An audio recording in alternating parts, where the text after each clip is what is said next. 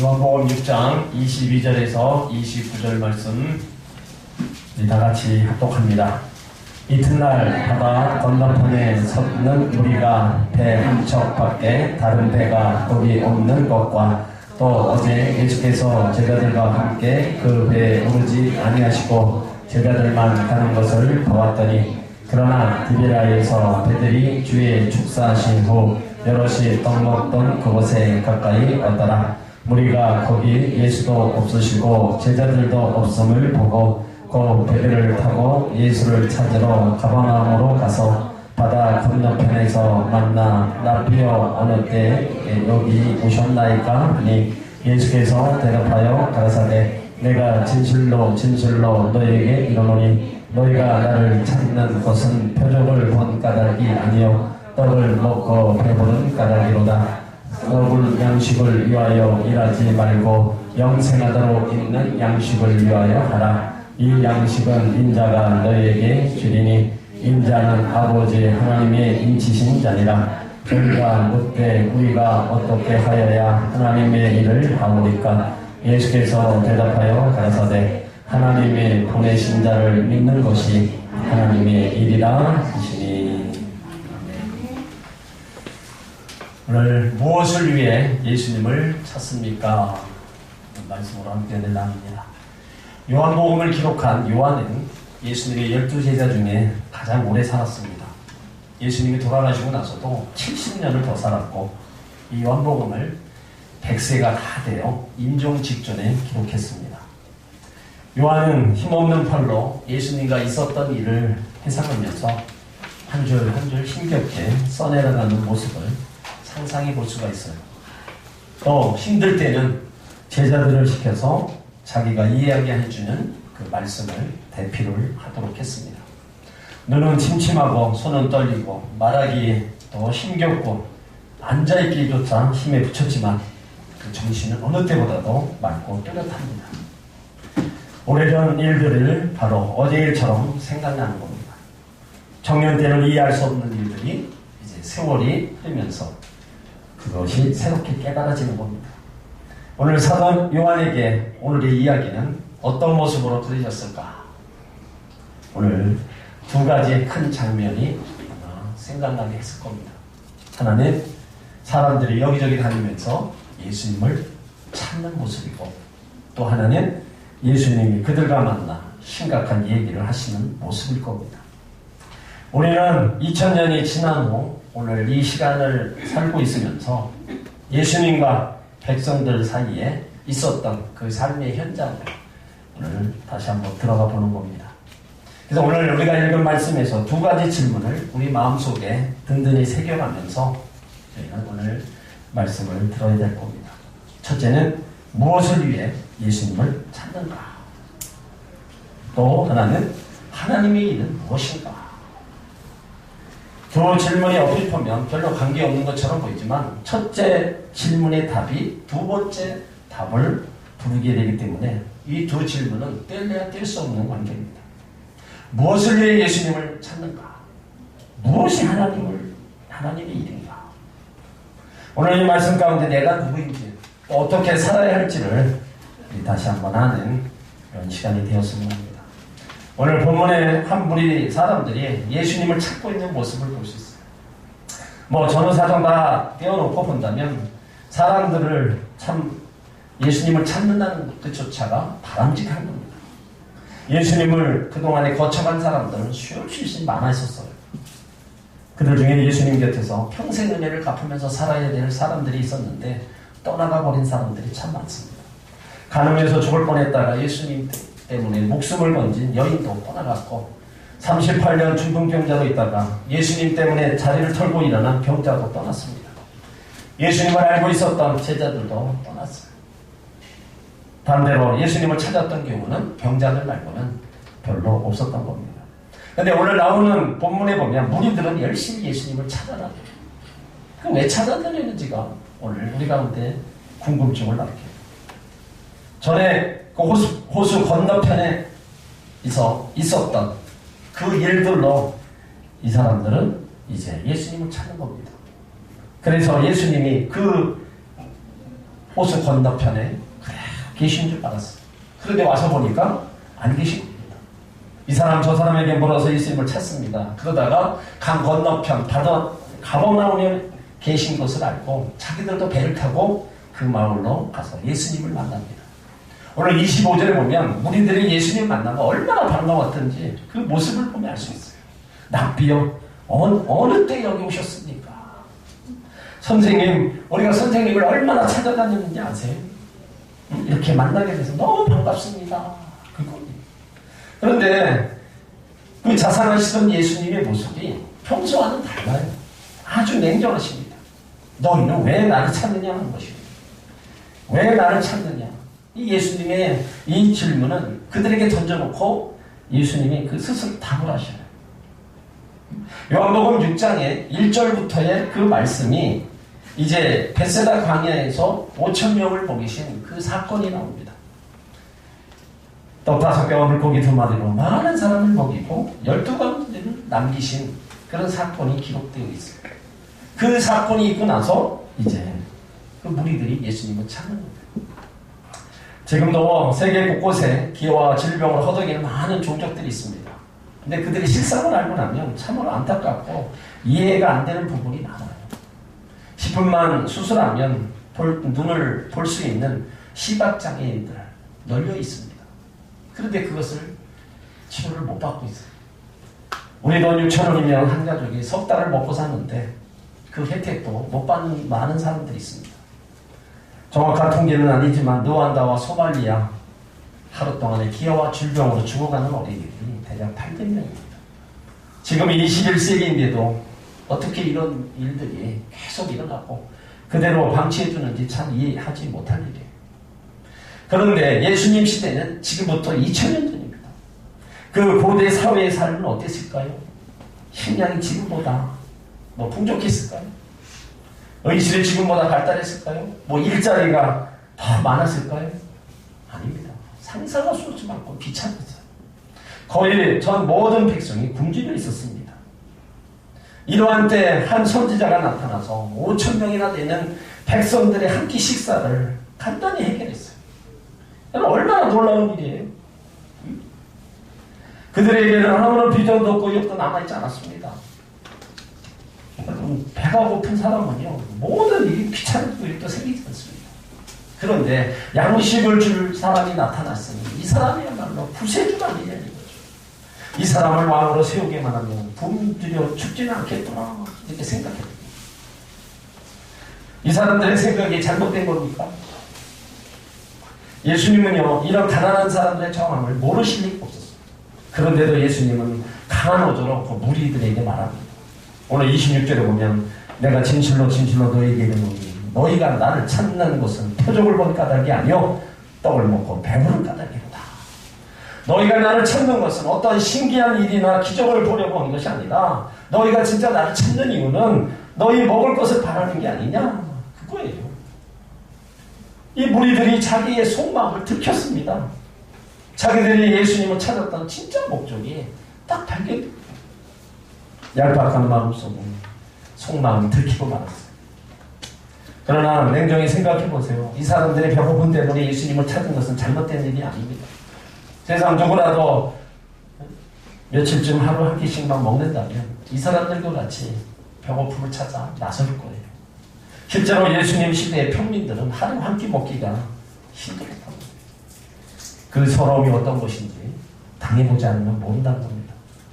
이런 삶이 일상처럼 일어나고 있는데 어느 날 자기들의 끼니를 영원히 해결해 주는 사람이 나타났다면 그분이야말로 정말로 구세주가 아니냐 이거죠.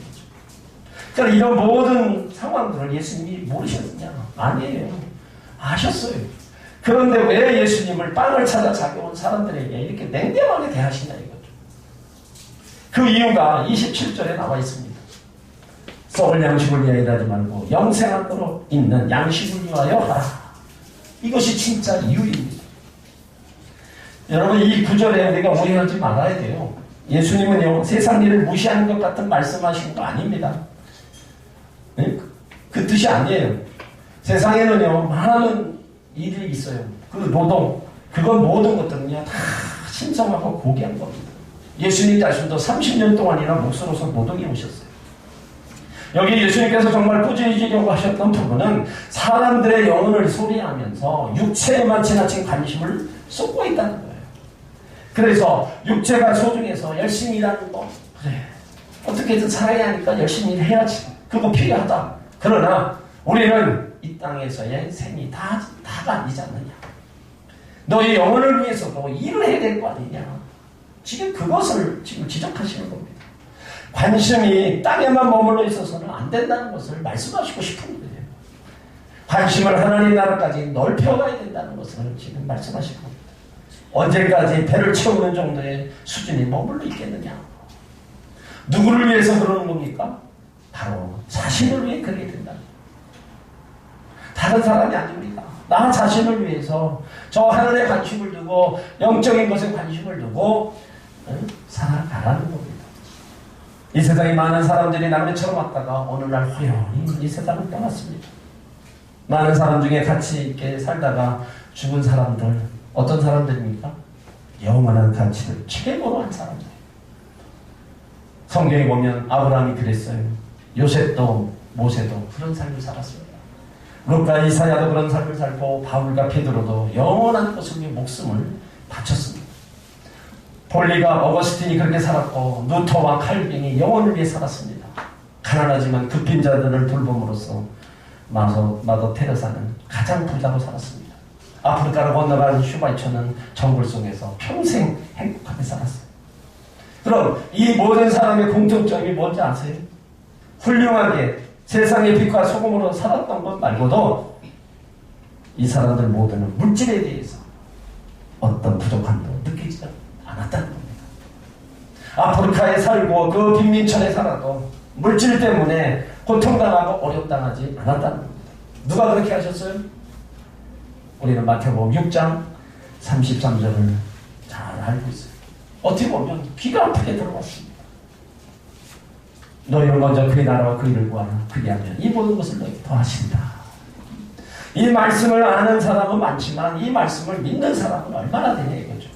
그리고 이 말씀을 실제로 체험한 사람은 얼마나 될까요? 이 모든 것을 너에게 더하신다는 이 간증, 이 모든 것을 더하셨다는 간증, 언제 나의 것이 되냐 이거죠. 오늘 예수님은요, 다시 한번 이 말씀을 강조하고 계시는 겁니다. 영생하도록 있는 양식을 내 일하라. 그러면 이 땅에서 소유의 문제는 간단히 넘을 것이다. 그거를 강조하시는 거예요. 제가 서두에 첫 번째 질문을 드렸어요. 여러분이 찾는 예수님, 무엇을 위해 예수님을 찾습니까? 무엇을 위해 찾는 예수님? 예수님께서 오늘 집중 가운데 질문하고 계십니다. 너희는 왜 나를 찾느냐? 무엇 때문에 나를 찾느냐? 이 시간 우리는 솔직히 이 질문에 대답을 해야 돼요. 먹고 살기 위해 주님을 찾습니다. 필요한 것을 위해서 주님을 찾습니다. 이런 신앙, 이런 믿음이 되어서는 안 됩니다. 너무 많은 사람들이 지금 주님이 경고하신 것과 반대로 살고 있어요. 썩을 양식을 일하지 말라고 하셨는데 많은 사람들이 바로 그것을 일하고 있어요. 썩을 양식을 위하여 밤낮으로 일하고 있으면서 영혼을 위해서는 아무 일도 하지 않고 있다는 거예요. 여러분, 우리가 기억해야 돼요. 오늘 우리들은 얼핏 보면 예수님을 찾는 이유가 신앙에서 비롯된 것처럼 보여져요. 하지만 예수님은요, 은밀한 그 동기를 다 알고 계셨어요. 그래서 거기에 미혹되지 않으셨습니다. 예수님은 지금도 그 옛날처럼 각 사람의 신앙의 그 동기를 다 알고 계세요. 우리 마음의 중심을 보시기 때문에 다 알고 계시고 우리는 감출 수 없는 겁니다. 그리고 신앙 안에서 우리가 행하는 모든 일들의 이유를 다 아신다는 거예요. 우리는 시간이 갈수록 보다 더 고귀한 가치를 위해, 더 영적인 것을 위해 예수님을 찾아야 될지 믿습니다. 어떻게 해야 되냐? 이제 우리의 일들의 내용을 바꿔야 된다는 거죠. 오늘 예수님이 우리를 그렇게 가르쳤어요. 육신을 위해 양식을 위해서만 살지 말고 영생하는 양식을 위해서 살아라. 그랬더니 그 무리들이 물어봅니다. 28절에 그러면 우리가 어떻게 해야 하나님의 일을 하는 겁니까? 이 질문을 바꿔 얘기하면 우리가 어떻게 해야 영생의 양식을 위해 일하는 겁니까? 그 얘기예요. 이것이 두 번째 말씀드렸던 무엇이 하나님의 일입니까? 이거에 대한 질문이에요. 무엇이 영생의 양식을 위하여 일하는 겁니까? 이 질문에 예수님이 아주 간단하게 답하셨어요. 29절 예수께서 대답하여 가라사대 하나님 보내신 자를 믿는 것이 하나님의 일이니라. 여러분, 하나님이 일한다는 거, 영생을 위해 일한다는 거, 하나님이 보낸 자 예수님을 믿는 일이라는 거예요. 우리가 지금 말씀대로라면 이것이 너무나 쉽고 단순하죠. 이제 영생하는 양식을 위해 내가 뭔가 해야 되겠구나 이렇게 생각할 수도 있습니다. 우리가 뭔가 하나님이 일한다는 거, 실천, 행함 반드시 따라야 된다고 생각하기 쉽습니다. 그런데 오늘 예수님의 말씀이 뭡니까? 행하라는 겁니까? 믿으라는 겁니까? 뭐 하라는 거예요? 여러분들이 답해보세요. 응? 행하라는 거예요? 믿으라는 거예요? 네? 믿으라는 거잖아요. 하나님을 먼저 보내신 자를 믿어라. 뭐예요? 예수님을 믿으라는 겁니다. 응? 우리는 죄인이고요. 무가치한 존재예요. 구원받기에 너무나 많은 죄가 많고 흠이 많은 죄인입니다. 그런데 우리 생각에는 영생을 얻기 위해 천국 비자를 받기 위해 뭔가 값을 치러야 된다고 생각합니다. 행위로 천국 갈 수 있다고 생각합니다. 그런데 성경은 구원의 행위로서 얻을 수 있는 게 아니라는 겁니다. 오늘 말씀의 진정한 뜻은요, 너희들이 하나님을 위해서 일한다는 것은 있을 수 없는 일이다. 너희가 하나님을 위해서 할 일은 없다. 다만 믿기만 해라. 그것이 가장 선한 일이다. 예수 그리스도를 믿기만 하면 그 믿음 자체가 힘이 됩니까? 힘이 되죠. 예수님을 믿음으로 말미암아 거기서부터 우리가 할 수 있는 모든 힘의 원동력이 거기서부터 나오는 거예요. 어떤 수도원에 노 신부님 세 분이 살았어요. 그 수도원은 산속 깊은 곳에 있는 데다 경치가 좋아서 많은 사람들이 찾았습니다. 훌륭한 은퇴 주교님이 함께 사셨는데 그분을 만나러 발길이 끊이지 않았어요. 많은 신도들이 헌금하고 필요한 물품을 혼납해서 수도원은 부족한 게 없었습니다. 그런데 어느 날 모든 사람들이 존경받는 주교님이 돌아가십니다. 이 세 신부님은 너무 슬퍼서 애통하고 있지만 그것보다 더 걱정되는 게 수도원의 살림살이가 이제 오래될지 뭘까 그걸 걱정하는 거예요. 그것이 정말 현실로 닥쳐왔어요. 사람들의 발길이 뜸해지더니 언젠가부터 수도원을 찾는 사람들이 없습니다. 세 신부님은 걱정이 이만저만이 아니었어요. 수도원을 유지해 나갈 비용마저 떨어져가고 있었어요. 산안에 도움을 요청했지만 마침 전쟁 중이어서 그 누구도 수도원을 도울 수 없었습니다. 그때 한 신부님이 주교님의 편지가 생각납니다. 돌아가시기 전에 만약 수도원에 어려움이 생기면 이 편지를 읽어보라 하고 한 통의 편지를 남기셨어요. 거기에는 수도원에 어려움이 생기면 해결할 방법이 있겠다 생각해서 편지를 개봉해 보는데 거기에는 딱 한 줄 써 있었어요. 세 신부님 중에 가장 위대한 성인이 나올 겁니다. 그 편지가 익혀진 몇 년 후에 수도원은 다시 많은 사람들이 찾아왔다는 거예요. 그동안 이 세 신부님 모두는요, 혹시 내가 성인이 아닐까라는 생각 때문에 함부로 행동할 수 없었고 더 경건하게 살았습니다.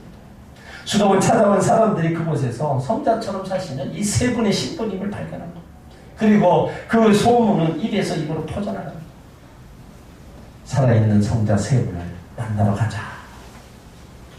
사실 주교의 편지는 사실이 아니었습니다. 또 세 신부님이 위대한 성자가 나온다는 얘기도 사실이 아니었어요. 그런데 진짜 그렇게 믿었던 그의 힘이 실제 세 사람을 성자로 만들었다는 겁니다. 여러분 믿음도 마찬가지입니다. 구원받을 때는 믿음의 위력이 어떤지 잘 모릅니다. 그러나 구원받은 후 믿음은 엄청난 능력이 됩니다. 그 믿음이 충성하도록 만드는 거예요.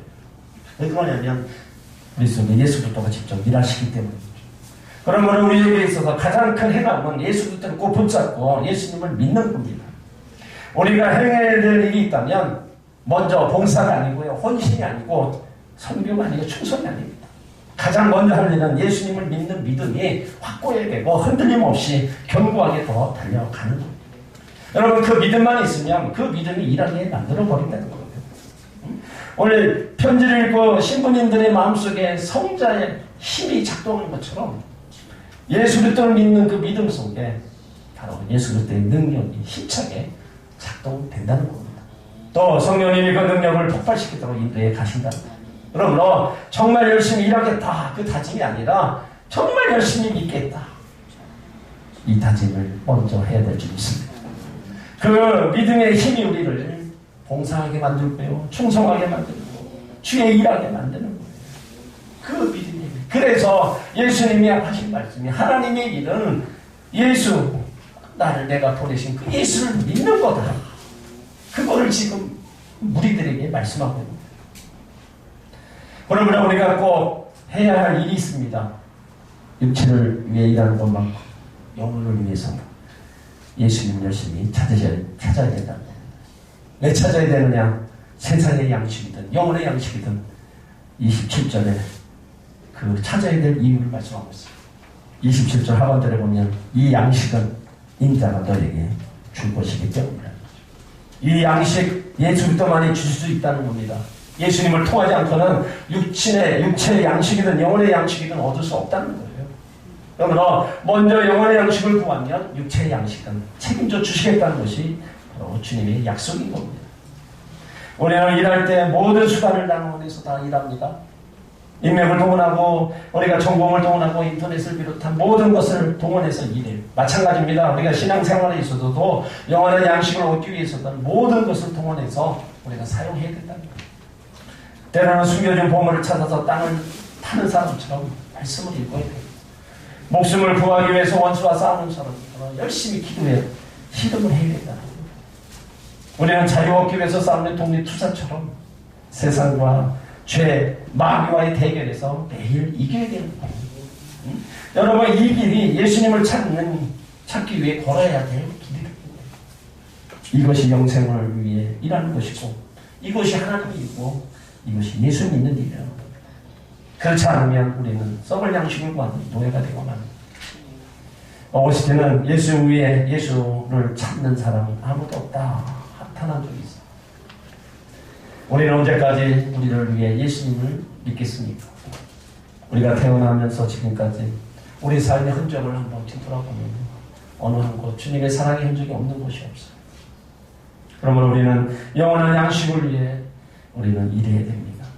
예수님을 사랑해서 우리는 예수님을 더 믿고 따라가야 된다. 만약 이 세상의 부유를 바라고 내 필요를 채우기 위해서 사업이 잘 되기 위해서 자녀가 잘 되기 위해서 예수를 믿는다면 어쩌면 우리는 예수님 때문에 실망하게 될지 몰라요. 그 실망이요 결국은 예수님을 멀리하고 다 떠나게 된다. 오늘 우리들이 예수님을 찾아왔어요. 그런데 예수님은 내가 생명의 떡이라고 얘기하니까 그들에게 떡을 주지 않으니까 다 우리들이 뭐예요? 다 떠났습니다. 자기들의 필요가 안 채워지니까 다 떠난 거예요.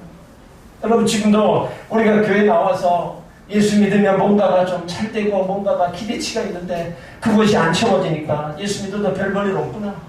그래서 예수님을 떠나는 무리들이 얼마나 많습니까? 예수님을 찾는 그 진정한 목적을 모르고 자기의 필요만 채우려고 예수님을 찾아 나온다면 그것이 다행히도 채워지면 예수님을 믿을지 몰라도 그것이 언제까지 계속 내 필요가 채워지겠어요?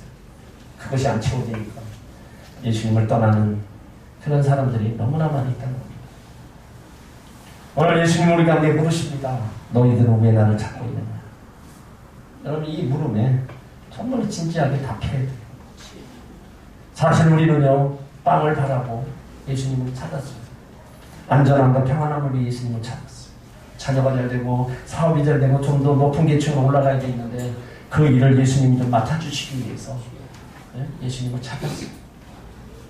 그러나 그거는 우리의 초보신앙에 불과하지 않습니다. 예수를 믿으면서 이제 예수님의 나를 위해서 행하신 일들을 우리가 말씀을 통해서 쭉 말모르고 나에게 영원한 생명을 주시기 위해서 십자가에서 물과 피를 다 쏟으시고 이렇게 나에게 대속의 은혜를 베풀어 주셨구나. 그러므로 그 예수님으로 말미암아 내가 한평생 주님을 믿고 따라가는 주의 자녀가 되면 감사하고 내가 이제 살아도 죽어도 주를 위해서 살아야 되기 때문에 이런 믿음과 이런 결단이 우리 안에서 일어나야 됩니다. 우리는 육신의 아픔, 배고픔 이런 모든 것들 우리는 물론 있습니다. 하지만 우리에게 배고픔이라는 것은요, 더 영적인 배고픔이 우리 가운데 더 간절한 거예요. 영적인 배고픔은 주님으로 인해서 그것이 채워진다면 우리 삶에 조금 힘들고 어려워도 없이 살아도 우리는 기쁨과 감사 속에 살아갈 수가 있는 예수님으로 말미암아 얻는 그 힘, 그 위로와 소망 때문에 우리는 더 힘을 내어 살아갈 수 있는 겁니다. 근데 그 영적인 배고픔 이거는요, 사람의 힘으로 물질로도 안 채워지는 거죠.